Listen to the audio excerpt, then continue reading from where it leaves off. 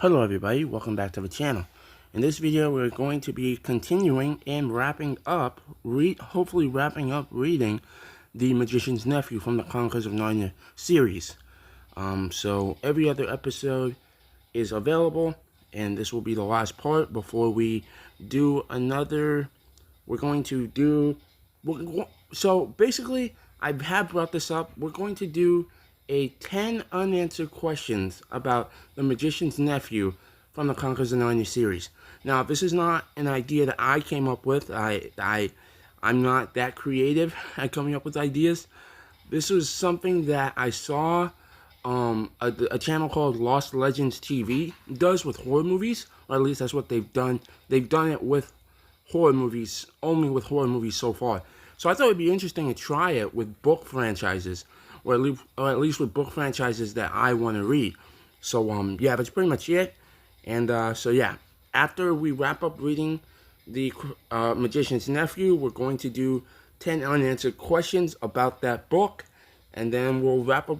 And then that'll wrap up the book series that we're reading, it will wrap up that book, and then we'll move on to the next book in the series. So yeah, that's pretty much it.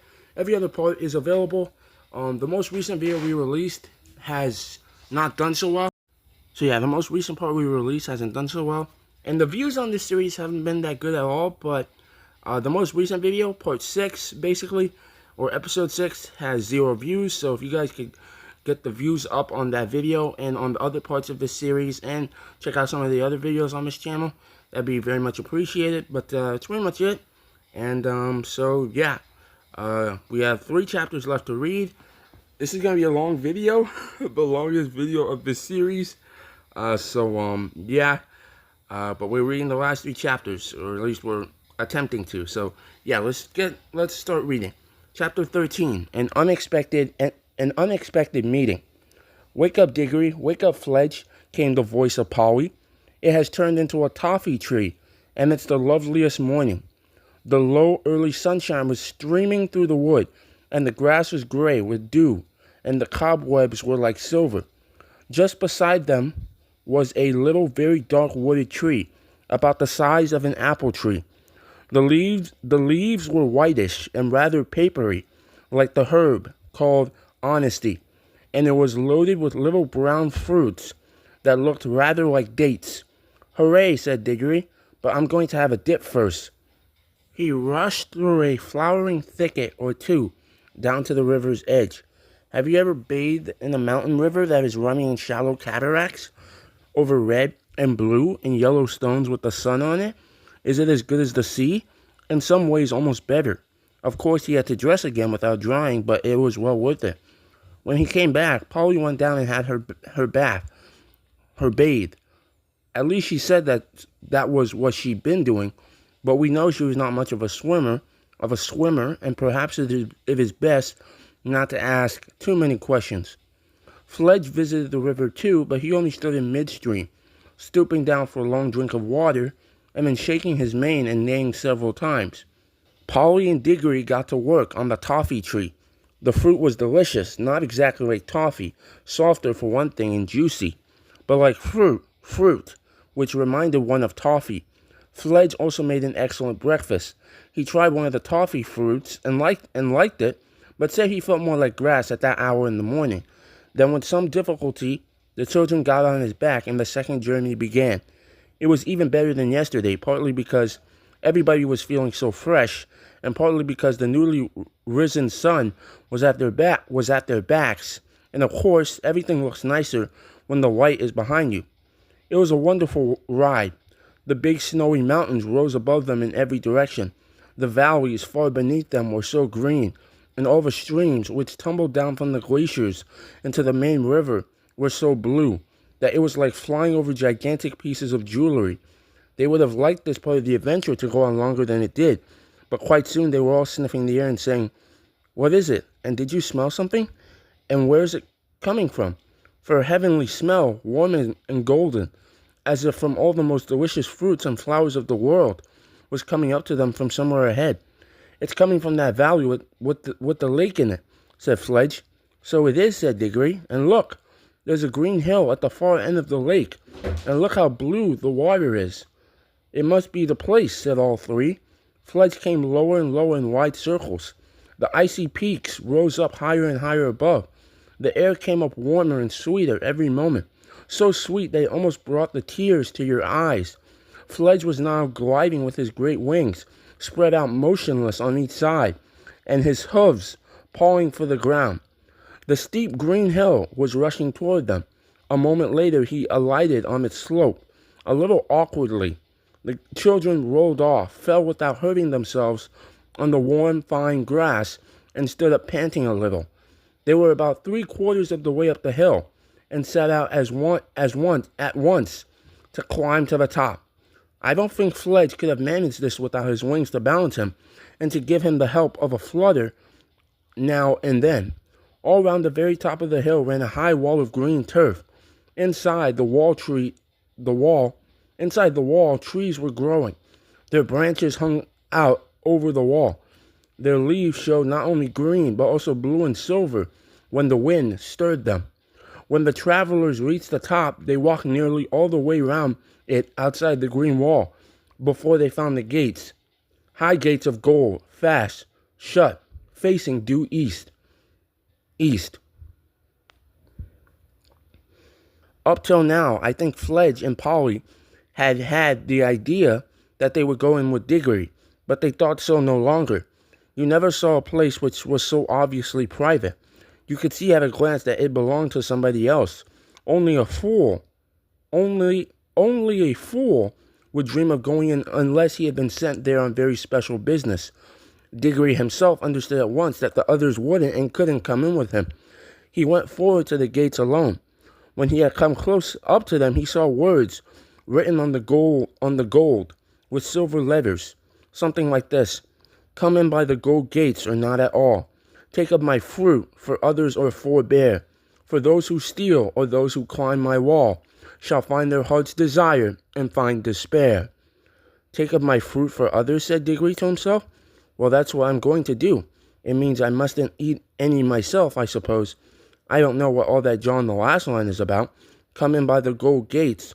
Well, who'd want to climb a wall if he could get in by a gate? But how do the gates open? He laid his hand on them, and instantly they swung apart, opening inward, turning on their hinges without the least noise. Now that he could see into the place, it looked more private than ever. He went in very solemnly, looking about him. Everything was very quiet inside.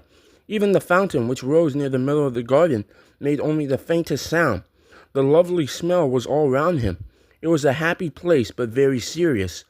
He knew which was the right tree at once, partly because it stood in the very center, and partly because the great silver apples with which it was loaded shone so and cast a light of their own down on the shadowy places where the sunlight did not reach. He walked straight across to it, picked an apple and put it in the breast pocket of his Norfolk jacket, but he couldn't help looking at it and smelling it before he put it away. It would have been better if he had not. A terrible thirst and hunger came over him, and a longing to taste that fruit. He put it hastily into his pocket, but there were plenty of others. Could it be wrong to taste one? After all, he thought, the notice on the gate might not have been exactly in order. It might have been only a piece of advice, and who cares about advice? Or even if it were in order, would he be disobeying it by eating an apple? He had already obeyed the part about taking one for others. While he was thinking of all this, he happened to look up through the branches toward the top of the tree. There, on a branch above his head, a wonderful bird was roosting. I say roosting because it seemed almost asleep. Perhaps not quite. The tiniest slit of one eye was open.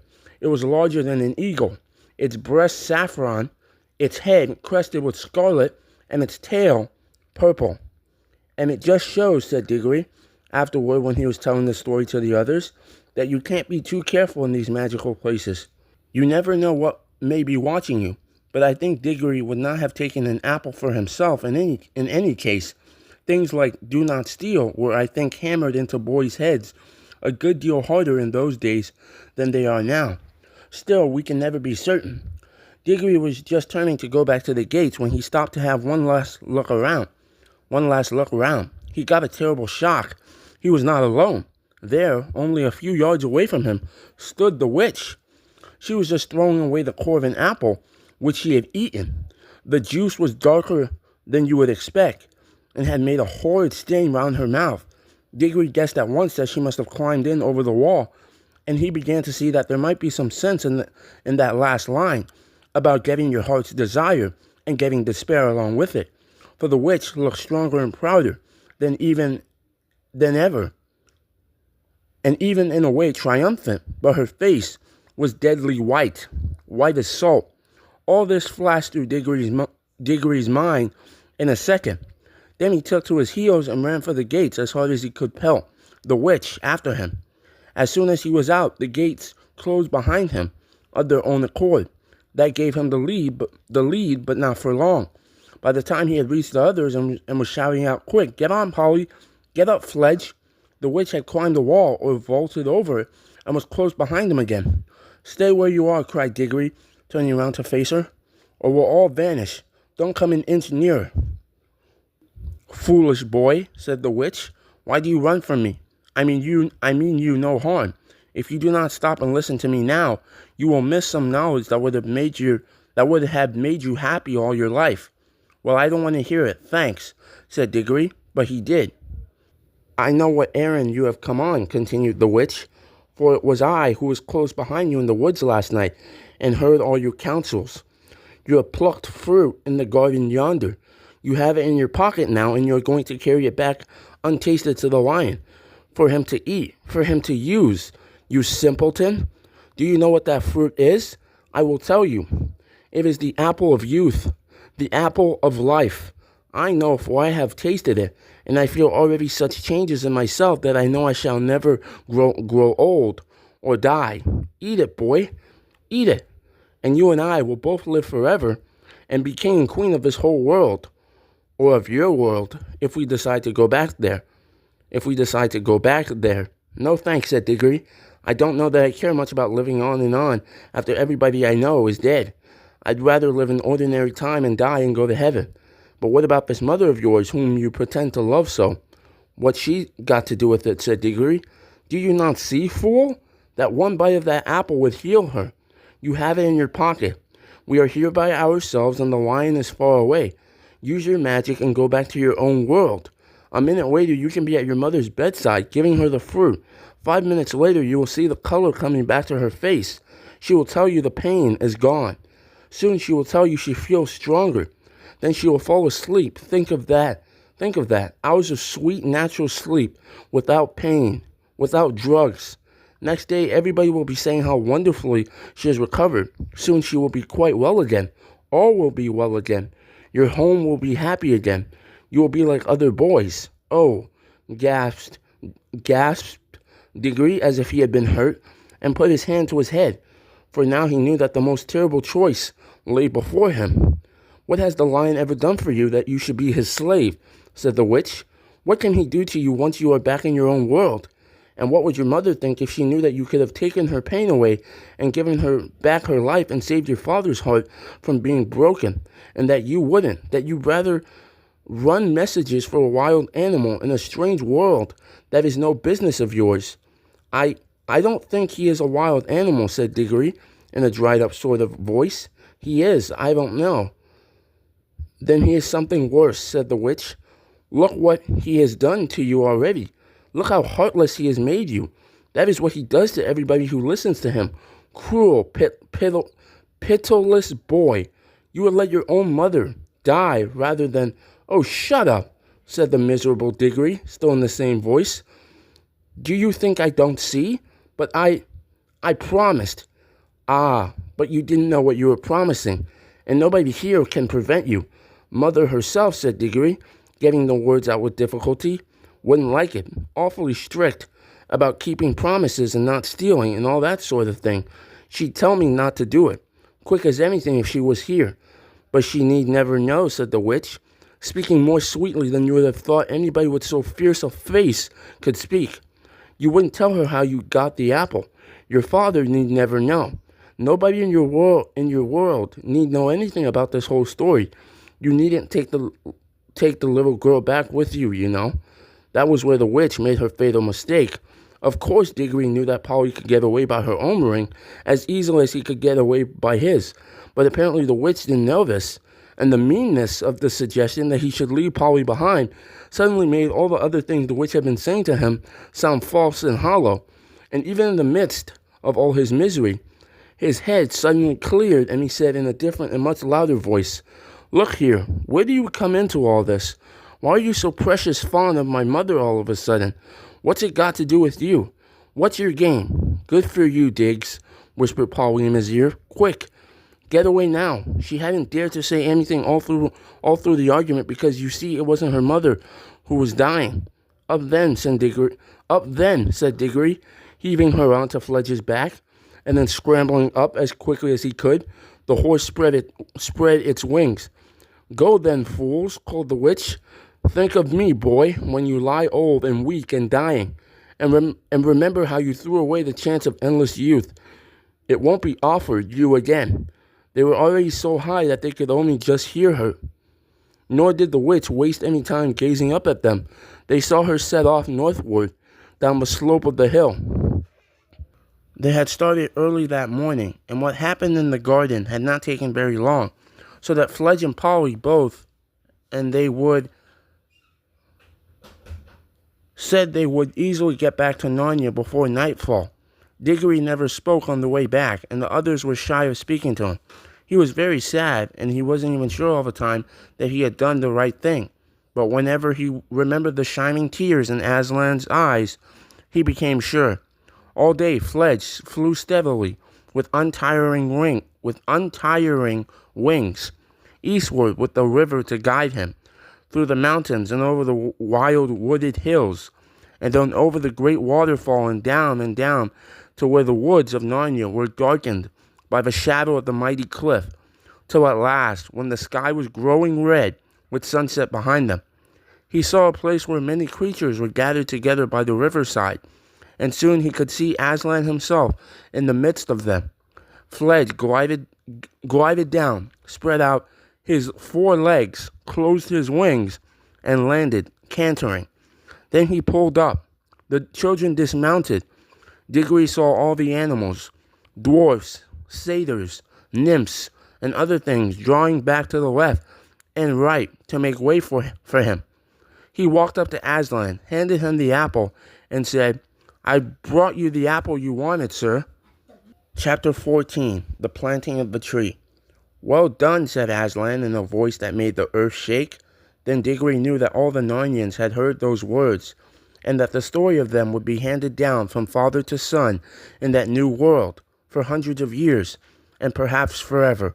But he was in no danger of feeling conceited, for he didn't think about it all now that he was face to face with Aslan. This time he found he could look straight into the lion's eyes. He had forgotten his troubles and felt absolutely content. "Well done, son of Adam," said the lion again. "For this fruit you have hungered and thirsted and wept. No hand but yours shall sow the seed of the tree that is to be the protection of Narnia. Throw the apple toward the river bank where the ground is soft." Diggory did as he was told. Everybody had grown so quiet that you could hear the soft thump where it fell into the mud. "It is well thrown," said Aslan. "Let us now proceed to the coronation of King Frank of Narnia and Helen, his queen." The children now noticed these two for the first time. They were dressed in strange and beautiful clothes, and from their shoulders rich robes flowed out behind them to where 4 dwarfs held up the king's train and 4 river nymphs the queen's. Their heads were bare, but Helen had let her hair down, and it made a great improvement in her appearance.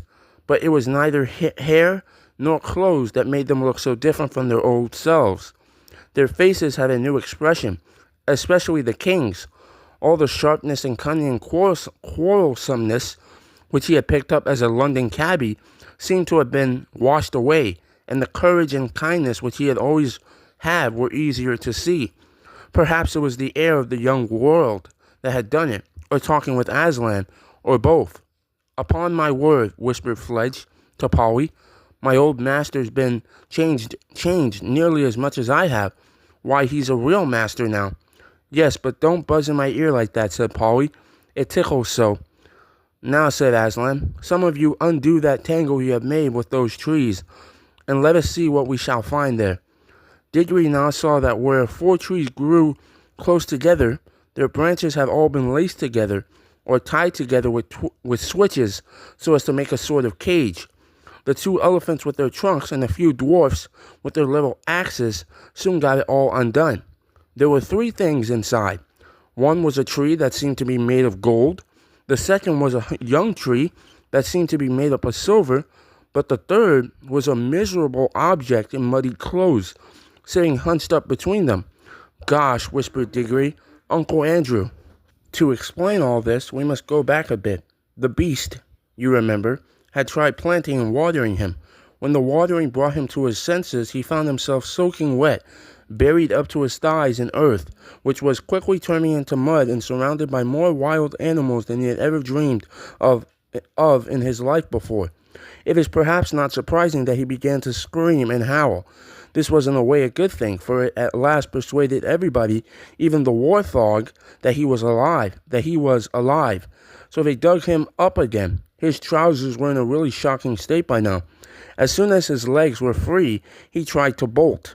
But one swift curl of the elephant's trunk round his waist soon put an end to that. Everybody now thought he must be safely kept somewhere till Aslan had time to come and see him and say what should be done about him. So they made a sort of cage or coop all around him. They then offered him everything they could think of to eat. The donkey collected great piles of thistles and threw them in, but Uncle Andrew didn't seem to care about them. The squirrels bombarded him with volleys of nuts, but he only covered his head with his hands and tried to keep out of the way. Several birds flew to and fro, diligently dropping worms on him. The bear was especially kind. During the afternoon, he found a wild bee's nest, and instead of eating it himself, which he would very much like to have done, this worthy creature brought it back to Uncle Andrew. But this was in fact the worst failure of all. The bear lobbed the whole sticky mass over the top of the enclosure, and unfortunately, it hit Uncle Andrew slap in the face. Not all the bees were dead. The bear, who could not at all have minded being hit in the face by a honeycomb himself, could not understand why Uncle Andrew staggered back, slipped, and sat down. And it was sheer bad luck that he sat down on the pile of thistles.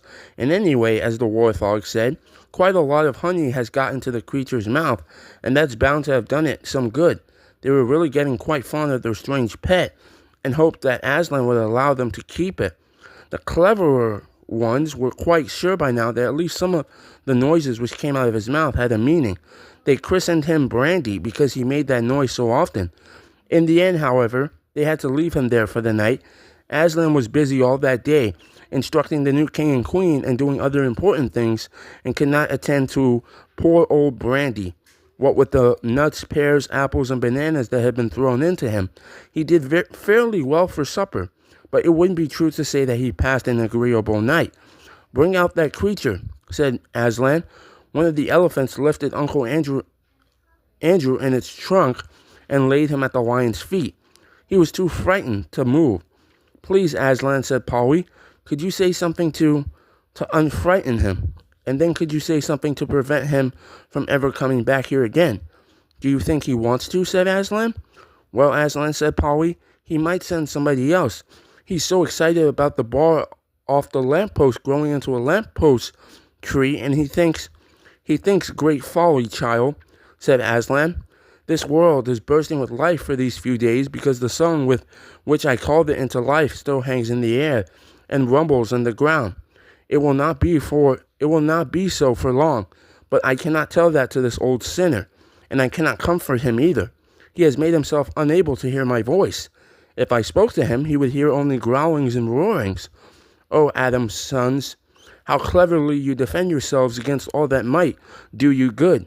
But I will give him the only gift he is still able to receive."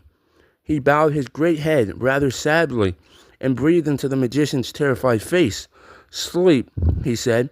"Sleep and be separated for some few hours from all the torments you have devised for yourself." Uncle Andrew immediately rolled over with closed eyes and began breathing peacefully. "Carry him aside and lay him down," said Aslan. "Now, dwarfs, show your smith craft. Let me see you make 2 crowns for your king and queen. More dwarfs than you could dream of rushed forward to the golden tree. They had all its leaves stripped off and some of its branches torn off too, before you could say Jack Robinson. And now the children could see that it did not merely look golden, but was of real soft gold. It had of course sprung up from the half-sovereigns, which had fallen out of Uncle Andrew's pocket when he was turned upside down, just as the silver had grown up from the half-crowns. From nowhere, as it seemed, piles of dry brushwood for fuel, a little anvil, hammers, tongs, and bellows were produced. Next moment, how those dwarves loved their work. The fire was blazing. The bellows were roaring. The gold was melting. The hammers were clinking. 2 moles, whom Aslan had set to dig, which was what they liked best earlier in the day, poured out a pile of precious stones at the dwarf's feet. Under the clever fingers of the little smiths, 2 crowns took shape. Not ugly, heavy things like modern European crowns, but light, delicate, beautifully shaped circles that you could really wear and look nicer by wearing. The king's was set with rubies and the queen's with emeralds. When the crowns had been cooled in the river, Aslan made Frank and Helen kneel before him, and he placed the crowns on their heads. Then he said, "Rise up, King and Queen of Narnia, father and mother of many kings that shall be in Narnia and the Isles and Archenland. Be just and merciful and brave. The blessing is upon you." Then everybody cheered or bayed or neighed or trumpeted or clapped its wings, and the royal pair stood looking solemn and a little shy, but all the nobler for their shyness. And while Diggory was still cheering, he heard the deep voice of Aslan beside him saying, "Look!" Everybody in that crowd turned its head, and then everybody drew a long breath of wonder and delight. A little way off, towering over their heads, they saw a tree which had certainly not been there before. It must have grown up silently, yet swiftly, as a flag rises when you pull it up on a flagstaff. While they were all busied about the coronation, its spreading branches seemed to cast a light rather than a shade, and silver apples peeped out like stars from under every leaf. But it was the smell which came from it, even more than the sight, that had made everybody else draw in their breath. For a moment one could hardly think about anything else. "Son of Adam," said Aslan, "you have sown well, and you Narnians, let it be your first care to guard this tree, for it is your shield. The witch of whom I told you has fled far away into the north of the world. She will live on there, growing stronger in dark magic. But while that tree flourishes, she will never come down into Narnia. She dare not come within 100 miles of the tree, for its smell, which is joy and life and health to you, is death and horror and despair to her." Everybody was staring solemnly at the tree when Aslan suddenly swung round his head, scattering golden gleams of light from his mane as he did so, and fixed his large eyes on the children. "What is it, children?" he said, for he caught them in the very act of whispering and nudging one another. "Oh, Aslan, sir," said Diggory, turning red, "I forgot to tell you. The witch has already eaten one of those apples, one of the same kind that tree grew from." He hadn't really said all he was thinking, but Polly at once said it for him. Diggory is always much more afraid than she of looking a fool. "So we thought, Aslan," she said, "that there must be some mistake, and she can't really mind the smell of those apples." "Why do you think that, daughter of Eve?" asked the lion. "Well, she ate one." "Child," he replied, "that is why all the rest are now a horror to her. That is what happens to those who pluck and eat fruits at the wrong time and in the wrong way. The fruit is good, but they loathe it ever after." "Oh, I see," said Polly. "And I suppose because she took it in the wrong way it won't work for her? I mean, it won't make her always young and all that?" "Alas," said Aslan, shaking his head, "it will. Things always work according to their nature. She has won her heart's desire. She has unwearying strength and endless days like a goddess. But length of days with an evil heart is only length of misery, and already she begins to know it. All get what they want. They do not always like it. I I nearly ate one myself, Aslan, said Diggory. Would I? You would, child, said Aslan, for the fruit always works. It must work, but it does not work happily for any who pluck it at their own will. If any Narnian, unbidden, had stolen an apple and planted it here to protect Narnia, it would have protected Narnia. But it would have done so by making Narnia into another strong and cruel empire like Charm. Not the kindly land I mean it to be. And the witch tempted you to do another thing, my son, did she not? Yes, Aslan. She wanted me to take an apple home to Mother. Understand then that it would have healed her, but not to your joy or hers. The day would have come when both you and she would have looked back and said it would have been better to die in that illness. And Diggory could say nothing, for tears choked him, and he gave up all hopes of saving his mother's life. But at the same time, he knew that the lion knew what would have happened, and that there might be things more terrible, even than losing somebody you love by death. But now Aslan was speaking again, almost in a whisper. That is what would have happened, child, with a stolen apple. It is not what will happen now. What I give you now will bring joy. It will not, in your world, give endless life, but it will heal. Go, pluck her an apple from the tree. For a second, Diggory could hardly understand. It was as if the whole world had turned inside out and upside down. And then, like somebody in a dream, he was walking across to the tree, and the king and queen were cheering him, and all the creatures were cheering too. He plucked the apple and put it in his pocket.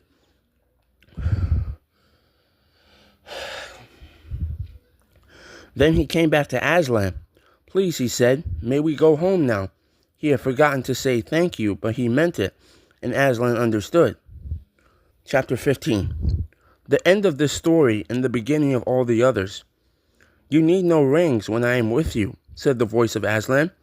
The children blinked and looked about them. They were once more in the wood between the worlds. Uncle Andrew lay on the grass, still asleep. Aslan stood beside them. Come, said Aslan. It is time that you went back. But there are two things to see to first, a warning and a command. Look here, children. They looked and saw a little hollow in the grass with a grassy bottom, warm and dry.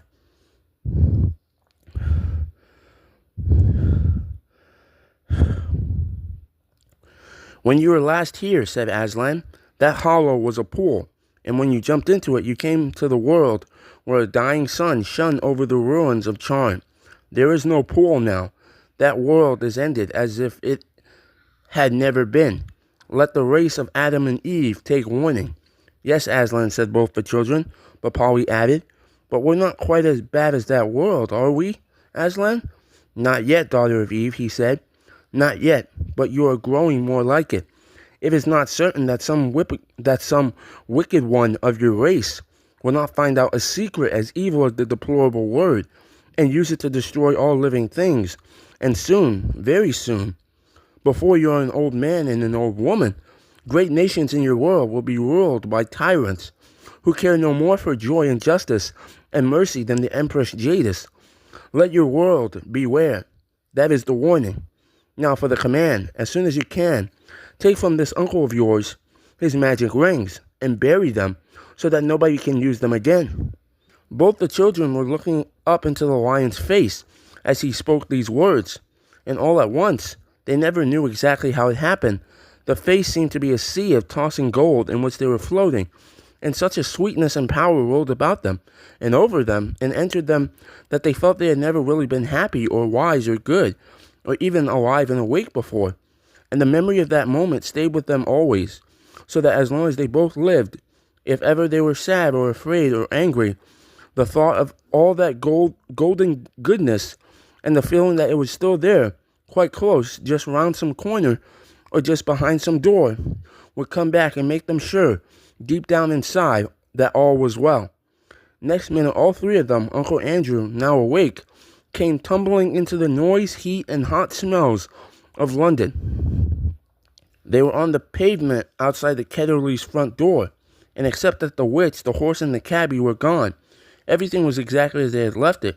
There was the lamp post with one arm missing, there was the wreck of the hansom cab, and there was the crowd.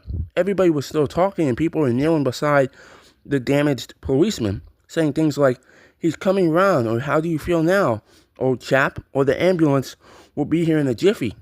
Great Scott, thought Diggory. I believe the whole adventure's taken no time at all. Most people were wildly looking round for Jadis and the horse. Nobody took any notice of the children, for nobody had seen them go or noticed them coming back. As for Uncle Andrew, what between the state of his clothes and the honey on his face, he could not have been recognized by anybody.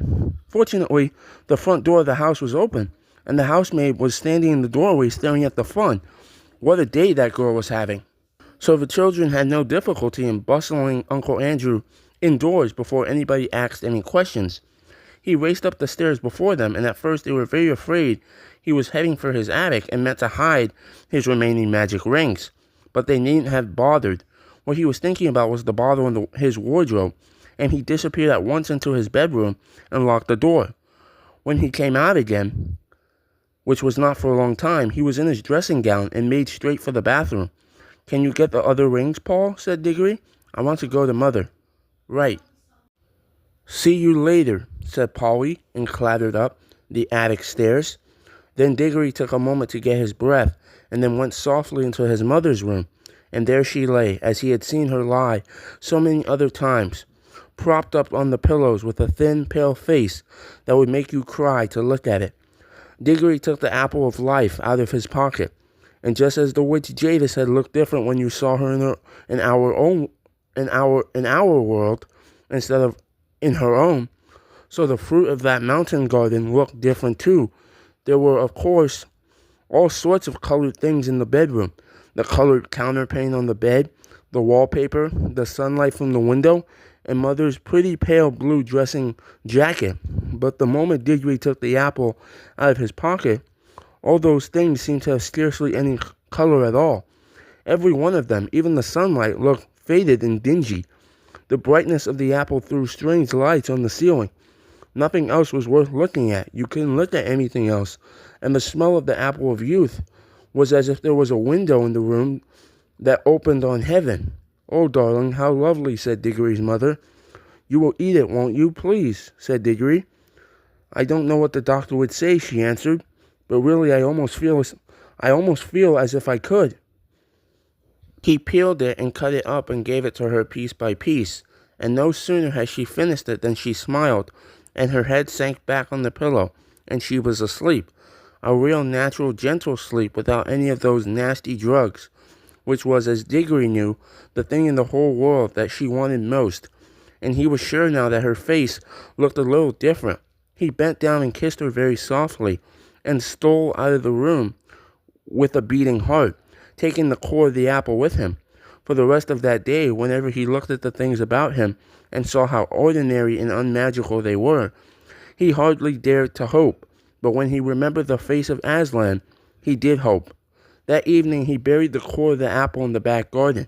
Next morning, when the doctor made his usual visit, Diggory leaned over the banisters to listen. He heard the doctor come out with Aunt Letty and say, "Miss Keverley, this is the most extraordinary case I have known in my whole medical career. It is like a miracle. A miracle. I wouldn't tell the little boy anything at present. We don't want to raise any false hopes. But in my opinion," then his voice became too low to hear. "That afternoon he went down the garden and whistled their agreed secret signal for Polly. She hadn't been able to get back the day before." "What luck," said Polly, looking over the wall. "I mean about your mother." I think it is going to be all right," said Diggory. "But if you don't mind, I'd really rather not talk about it yet. What about the rings?" "I've got them all," said Polly. "Look, it's all right. I'm wearing gloves. Let's bury them." "Yes, let's. I've marked the place where I buried the core of the apple yesterday."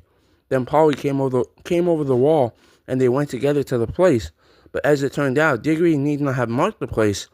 Something was already coming up. It was not growing so that you could see it grow, as the new trees had done in Narnia, but it was already well above ground. They got a towel, or a trowel and buried all the magic rings, including their own ones, in a circle around it. About a week after this, it was quite certain that Diggory's mother was getting better.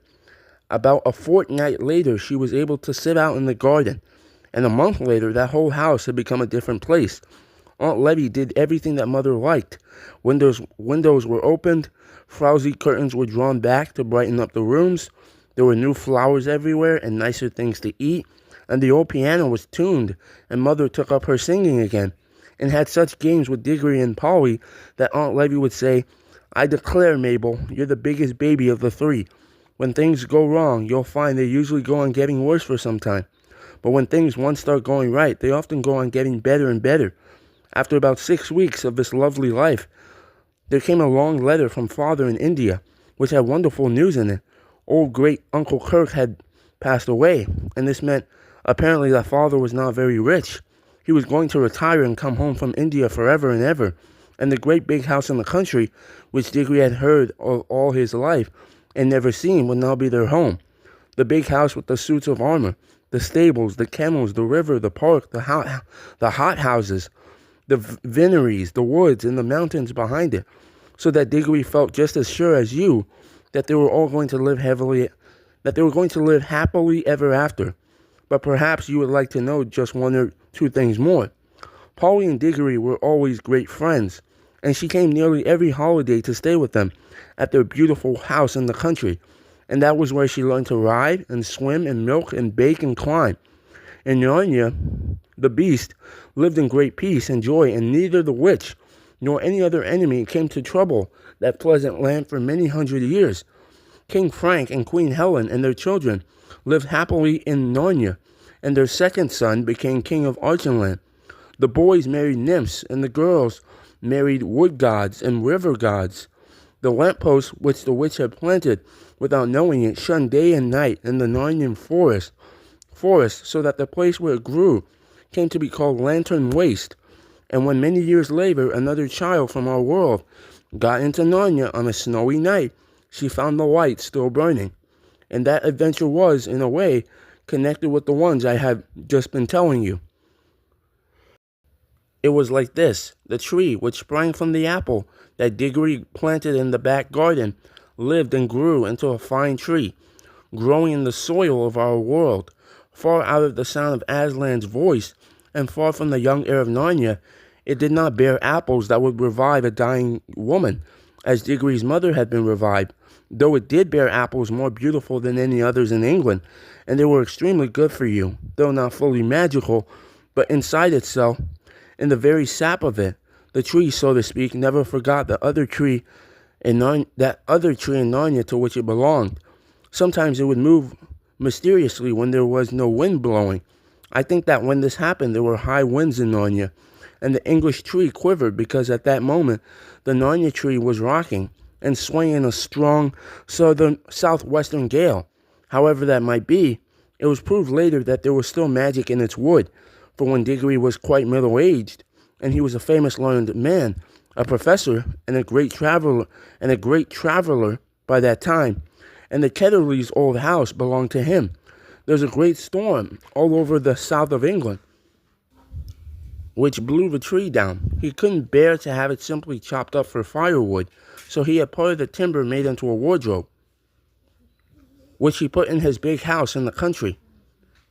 And though he himself did not discover the magic properties of that wardrobe, somebody else did. That was the beginning of all the comings and goings between Narnia and our world, which you can read of in other books. When Diggory and his people went to live in the big country house, they took Uncle Andrew to live with them, for Diggory's father said, "We must try to keep the old fellow out of mischief, and it isn't fair that poor Letty should have him always on her hands." Uncle Andrew never tried any magic again as long as he lived. He had learned his lesson, and in his old age, he became a nicer and less selfish old man than he had ever been before.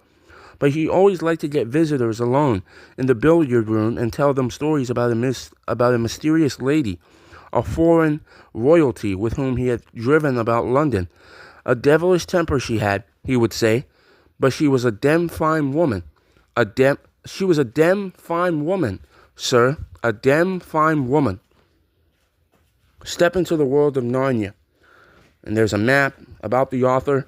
Clive Staples Lewis, known as Jack to his friends, was born in 1898. Lewis and his good friend J.R.R. Tolkien, the author of the Lord of the Rings trilogy, were part of the Inklings, an informal writers' club that met at a local pub to discuss story ideas. Lewis's fascination with fairy tales, myths, and ancient legends, coupled with inspiration drawn from his childhood, led him to write The Lion, the Witch, and the Wardrobe, one of the best-loved books of all time. Absolutely, and his favorite book in the Chronicles of Narnia series. 6 further books followed to become the immensely popular Chronicles of Narnia. The final title in the series, The Last Battle, was awarded the Carnegie Medal, one of the highest marks of excellence in children's literature. That's really interesting. And I am looking forward to reading the Last Battle. So yeah, and then we got the other books in the series. So if you're reading it not chronologic, okay. So there's 2 ways you can read the book series. There's chronologically, and then there's another way. I forgot. Let me check. So there is no wrong order, but there's 2 different ways you can read the series. There's the publication order, which is apparently good for first-time readers, and then there's the chronological order, which is good for rereads.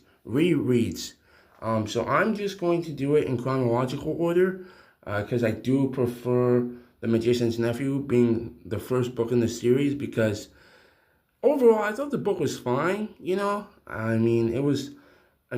most interesting thing that happened, some of the most interesting things were that, how Narnia was created, and then, how the witch got into the real world.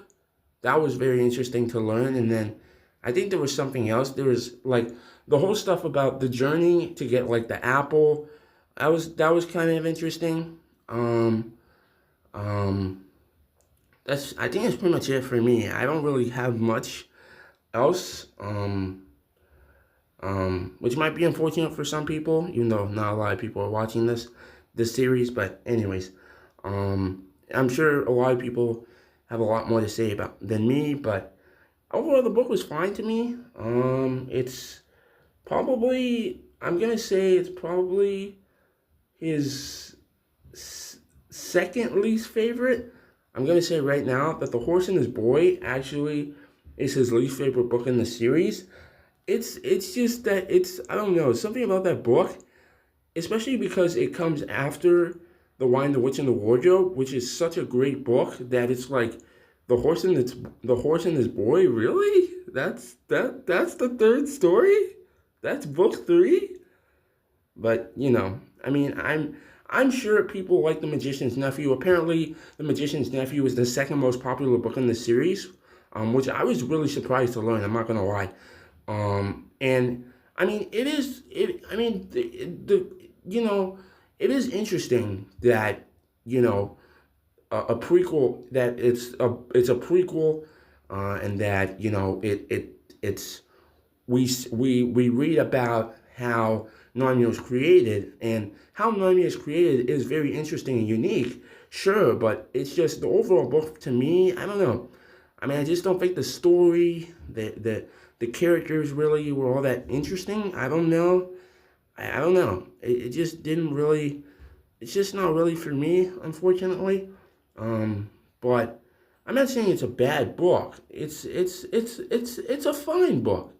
But it's just that, especially when you have the other books in the series, which I like way more. You have The Lion, the Witch, and the Wardrobe, which is my favorite book in the series, and then you've got Prince Caspian, which I really like. You got The Voyage of a Dawn Treader. I've never read the book, but I have seen the movie, and then there was the British version of the books where it adapted The Lion, the Witch, and the Wardrobe, Prince Caspian, The Voyage of a Dawn Treader, and even The Silver Chair, which I enjoyed all 4 of them.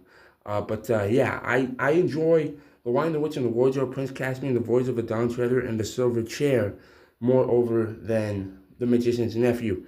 Even though I'm going to be rereading The Horse and His Boy and Prince Caspian, which I have fully read before, but We're just gonna reread them again. And the Voyage of the Dawn Treader, we've read like I think the first 2 chapters, but we're gonna reread the first 2 chapters and then read the whole book. I never read the book before, fully, and then the Silver Chair never read it, and then the Last Battle never read it. So yeah, but that's pretty much it. You guys all know what the other books in the Narnia series are, but I'll go over them. You have The Magician's Nephew, The Lion, the Witch, and the Wardrobe, The Horse and His Boy, Prince Caspian, The Voyage of the Dawn Treader, The Silver Chair, The Last Battle, and yeah, that's pretty much it. And we have finished reading The Magician's Nephew. So now on to the chapter summary and reflection. This was written on Sunday, July 20th, 2014. Chapter summary. Fledge, Diggory, and Polly awaken... Wait, let me start over. So this chapter summary and reflection was written on Sunday, July 20th, 2014. The Magician's Nephew, Chapter 13, An Unexpected Meeting. Chapter summary. Fledge, Diggory, and Polly awaken the next day, eat breakfast. The toffee they planted has grown into a tree and continue on their flight. Soon they arrive at the top of the green hill where Aslan said the apple could be found. Diggory sees that it is an enclosed private garden and senses that he must enter alone. A poem at the gates to the garden warns of entering the garden only through the gate and never taking the fruit inside for oneself. Diggory enters the garden and takes one giant silver apple. As he is leaving, he encounters the witch, who is eating a silver apple, who chases him out of the garden and tempts him. First, the witch points out that Diggory could eat the apple in his hand and become immortal. Diggory easily resists this temptation. Then the witch points out that the solution to Diggory's mother's ailment is in Diggory's hand and could be used to heal her immediately. Diggory battles with the choice, but when the witch suggests that Diggory leave Polly and Narnia to return to his mother, Diggory's head clears and his decision is made. Polly, who has been silent throughout, tells Diggory he has made a good choice. Polly, Fledge, and Diggory fly away and make the return trip to Aslan.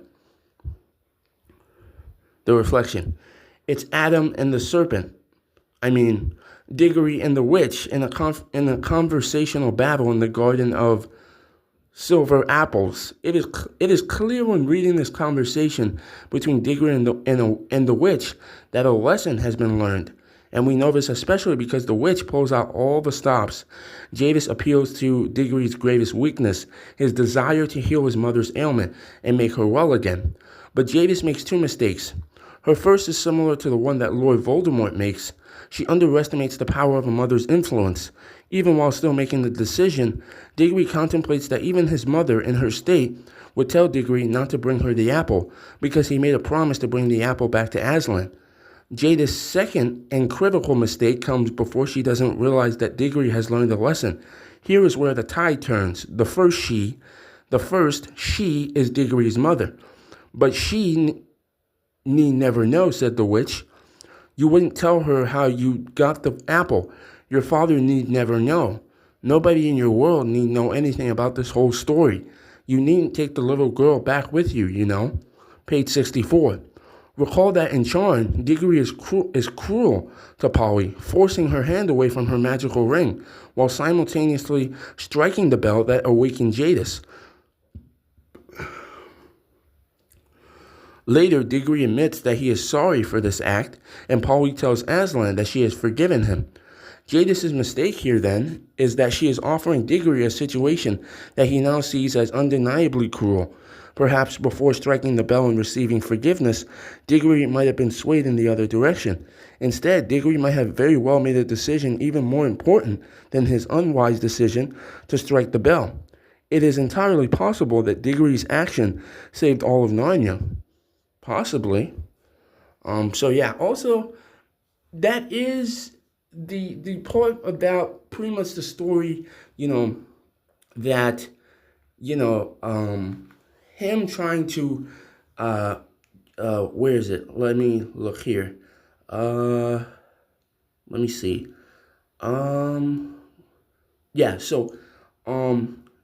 So Diggory, throughout the whole book, he wants, and especially when Narnia is created and they get to Narnia, that he wants to heal his mother's ailment and make her well again. Now, um, thankfully, if you haven't read the book, spoilers, but if you have, then I'll say it. Thankfully, now him trying to heal, pretty much him trying to heal his mother's ailment and make her well again is a very good, a thing to want to do. And thankfully, she, it seems like she does become well at the end of the book, which is very good, but to me, that's just not really, I don't know, it's just not the most interesting story. Like the action of him wanting to help cure his mother is very good. That is good, but it just doesn't make for that interesting of a story. Not that I could write a better story than C.S. Lewis. That's not what I'm saying. I'm saying that it's just there was more.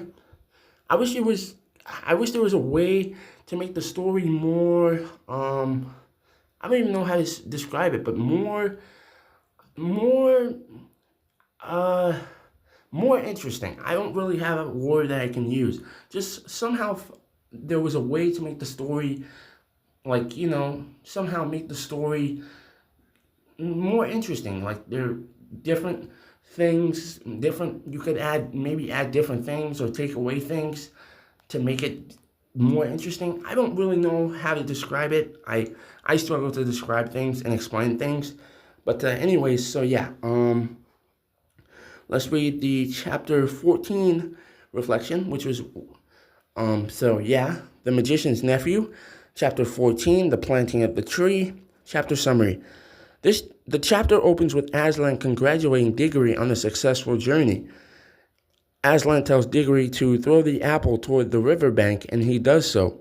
While preparing for the coronation of King Frank, the cabbie, and Queen Helen, his wife, Aslan asks the talking beast to release Uncle Andrew from a naturally constructed cage.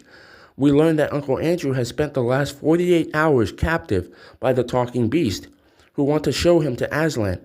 Aslan explains to Diggory and Polly that Uncle Andrew cannot hear his voice. Mercifully, Aslan tells Uncle Andrew to sleep, and he does.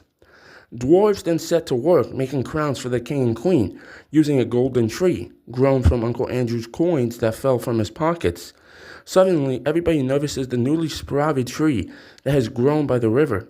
Aslan explains that the witch won't come within 100 miles of the tree. Polly and Diggory tell Aslan that the witch has already eaten a silver apple, and Aslan says that this will indeed give the witch endless days, but at great cost. Aslan also explains why Diggory's difficult choices were the correct ones. Indeed, deciding not to follow the witch's temptation saved significant grief for Narnia, Diggory, and his mother. Aslan gives Diggory permission to pick a silver apple from the tree to give to his mother, and Diggory does so. Reflection. What we learn in this chapter is what we, as readers, had likely suspected all along. Intention is what matters when it comes to the silver apples of Narnia. Aslan explains how the apples work in the following passage. For the fruit always works, it must work, but it does not work happily for any who pluck it at their own will. If any Narnian, unbidden, had stolen an apple and planted it here to protect Narnia, it would have protected Narnia, but it would have done so by making Narnia into another strong and cruel empire like Charn, not the kindly land I mean it to be. And the witch tempted you to do another thing, my son, did she not? Yes, Aslan. She wanted me to take an apple home to mother. Understand then that it would have healed her, but not to your joy or hers. The day would have come when both you and she would have looked back and said it would have been better to die in that illness. Page 69. As we can see from the passage above, the fruit itself does not create good or evil situations, but it becomes a product of why it has been picked. If picked and used for the wrong reason, or even for seemingly the correct but ultimately selfish reason, then a negative situation results. If Diggory had tried to prevent his mother's death by curing her illness, the result would have been regret and remorse by both he and his mother. As Aslan says earlier, the fruit always works. Things always work according to their nature, page 69, but the result is not always what a person truly desires. Essentially, the theological lesson here is that things always work out well when it's God's plan, but things will certainly go awry when a person proceeds without God's guidance or intentionally sidesteps God's plan. By healing his mother by his own choosing, Diggory would be playing God. Now that he can do so with Aslan's permission, he is following Aslan's plan, not his own. The witch, on the other hand, will soon discover the long-term consequences of having eaten one of the silver apples. Aslan says that she has won her heart's desire. She has unwearying strength and endless days like a goddess. But length of days with an evil heart is only length of misery, and already she begins to know it. All get what they want. They do not always like it. Page 69. It seems the Narnian stage has been set for The Lion, the Witch, and the Wardrobe, further up and further in. Yep, and then the final chapter.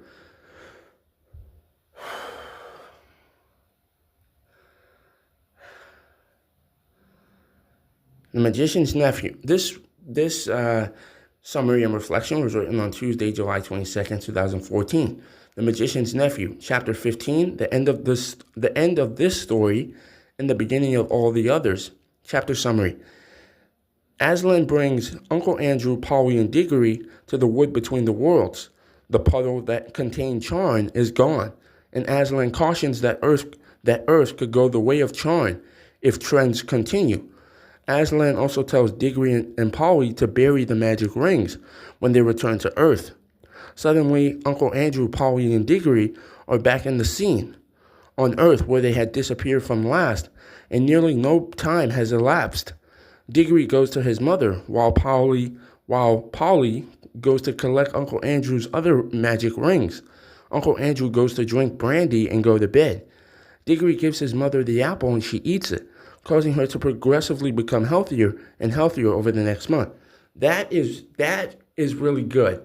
That Diggory getting the apple and because Aslan gave him permission, he was able to give the apple to his mother, and because she eats it, she goes on to become healthy and healthier. That is good. The ending result of him wanting to cure his mother's illness is her eating the apple, and because Aslan gave Diggory permission, and now he can give it to his mother, and she becomes healthier. That is good. Continuing on here, Diggory and Polly bury the apple core with the rings, surrounding it in the backyard.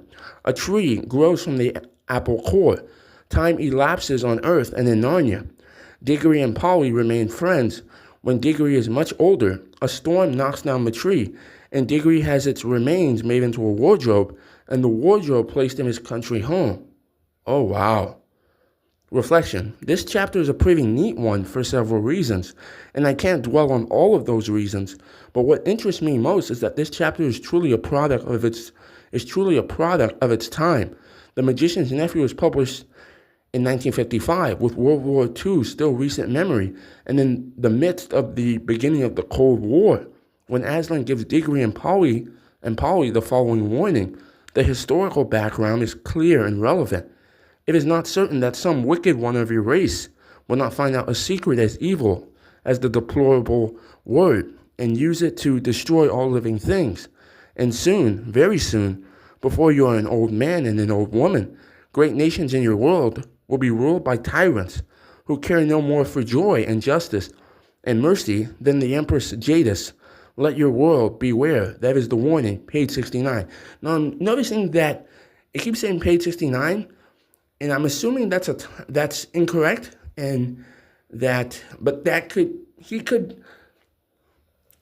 where I was reading a digital copy of the book, because I unfortunately don't own a physical copy of the book.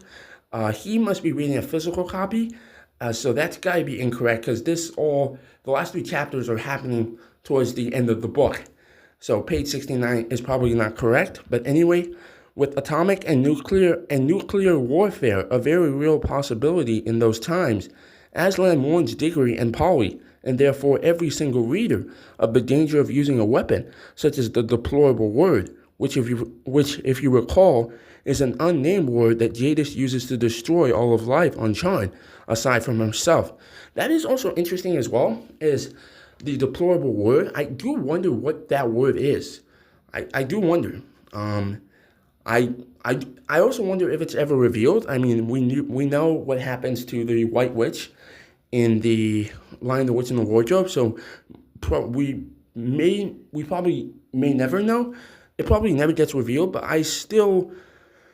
would I still would like to know what the word is. But anyways, continuing on here and we're almost finished.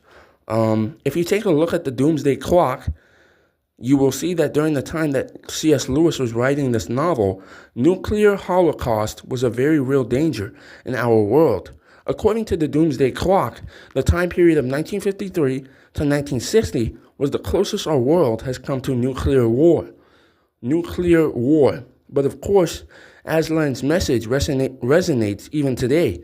It is not much to correctly predict that tyrannical leaders will come to rule nations across the earth because it happened often prior to 1955, and thus will certainly happen often after 1955, as it indeed has.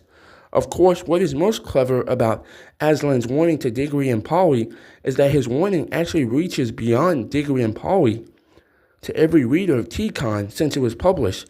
Today, Diggory and Polly are probably around 70 years old, and Aslan's warning has remained true throughout their lives and continues to be true today.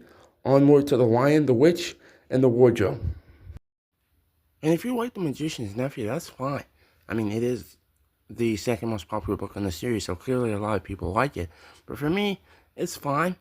But what are you guys' thoughts on the book? Like, what are the most interesting things to you in the book? What are some things you wonder about? What are some things that, what are some things that what are some questions you have? But the 10 unanswered questions about The Magician's Nephew from the Chronicles of Narnia series is coming. So yeah, be on the lookout for that. And yeah, so all the parts are complete for The Magician's Nephew. So everything is going to be complete. Already started a playlist for The Magician's Nephew, and then another playlist that's going to include all the parts for all the different books. So yeah, that's pretty much it. 10 unanswered questions. Looking forward to that. I am going to need some help with that. If you guys have questions, that would be good, but I am going to be getting help to make that work. So yeah, because I do kind of have some questions, but I don't know if they would fit in, like, in how, I don't know if there's a way to make them to potentially find an in-universe explanation for them without breaking the fourth wall. So yeah, that's pretty much it. Go watch the other parts in the series. This part is coming out very soon.